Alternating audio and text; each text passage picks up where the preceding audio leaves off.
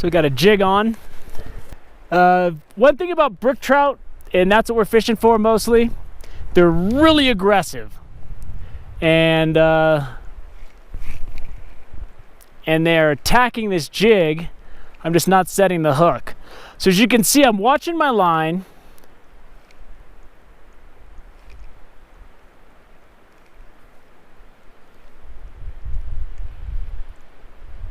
And you let your jig sink. And you're going to fish different depths.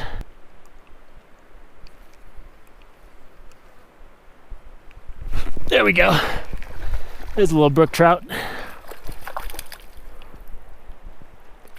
Now these are really colorful fish. Always want to wet your hand. See if we can get a good look at them before we let them go. Look at the colors on these guys.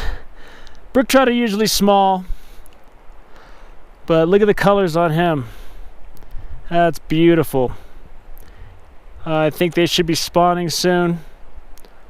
They got the red fins with those white stripes on the bottom. I think this is a male. He's got his big hook jaw. And get my jig out of there. Give you one more look at him. Beautiful fish right there. Beautiful color.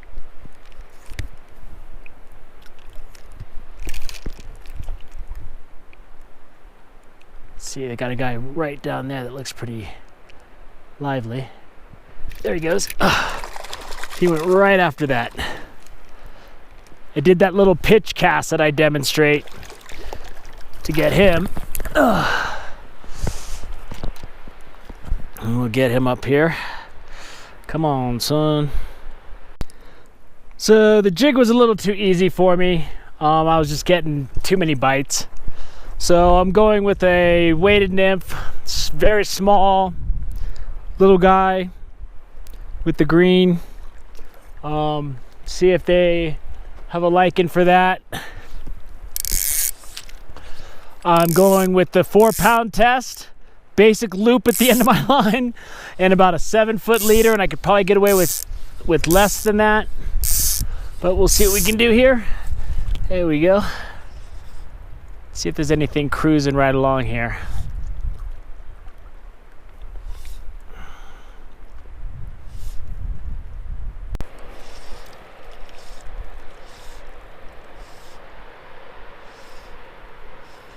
There's one. I want to see, there's some nice rainbows in here, but I don't know. There he is. I'm not sure. Get my hand wet. I know that there's some back in that corner. I'm just contemplating whether or not I want to climb back there when I can catch all the fish I need right here. There you go. Beautiful little brookie. So just to give you an idea of what getting around the shoreline at Heart Lake is like. I just want to go right over there, which means unless I want to risk falling in the water, which I don't, I'm gonna have to climb up and around. And this is where all of that talk about wanting to stay in shape comes into order. I'm here by myself, which is another thing. So I'm not going to take a lot of chances. I never felt older than I'm feeling right at this moment.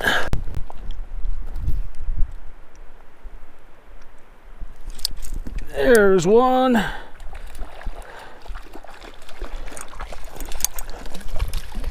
Is that a rainbow? Ooh, that's a nice rainbow. Look at that. And I was about to lose faith. That's a rare rainbow. Look at the colors on this rainbow trout. That's a beautiful. He's not big, but those are phenomenal markings. Look at that. That is a wild fish right there. That's a really nice fish. Get him in there. He was hanging out right under this log. And that goes back to when I say what I was saying. You never want to overlook the stuff close to shore, because that's where a lot of fish will be hanging out, is right in that water right next to shore. So if you can get your roll casting going, you'll find that some good things can happen, because that fish was hanging out right under this log, and that's right on the bank. Oh, there's one. It's nothing but fish. This is a brook trout. I don't think there's goldens in this lake. There could be a couple of strays, but I don't think there's goldens. I think it's all brookies like this. Look at that guy. Get my hand wet. Look at this guy here. Barely got him hooked. It's perfect. I mean, for what they're lacking in size, they sure got beautiful color. That bright orange belly. And I'm just gonna keep fishing this shore, to the shoreline pattern, because there's a lot of fish right on the shore. These fish that aren't in the wind aren't as aggressive to bite as the ones are when there's wind chop. These fish are a little more selective.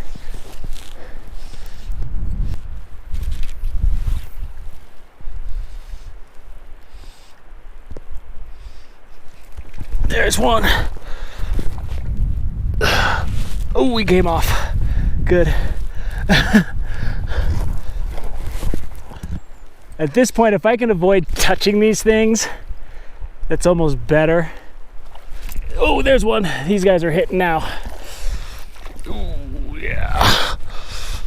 Okay. Get on over here, buddy. Oh yeah, this guy's got some real nice spots. Let's get wet there.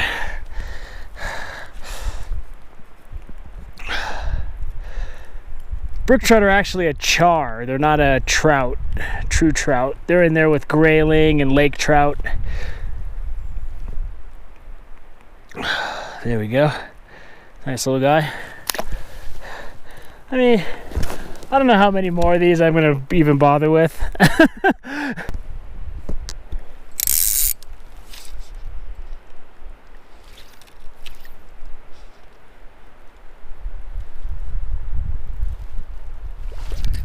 Ooh, there's a nice one. He came up and got that. He was right on the bank, right on the shore. He's a feisty one.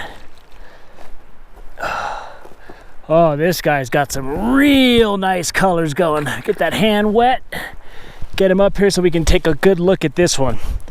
This is a brook trout. It's a good size one too, as far as brook trout in California go. There's places where brook trout get really big, but look at the colors on this male. He's got his big hook jaw. And he got the sky blue rings around the red dots. Beautiful fish. I saw him cruising right along this bank, and when I threw that in, he wasted no time at all. So let's see if there's a couple more out here. And there we go. Little feisty fellow. Another brook trout. So far I've caught about 15 brook trout and one rainbow. That tells you the ratio of what's going on in this lake.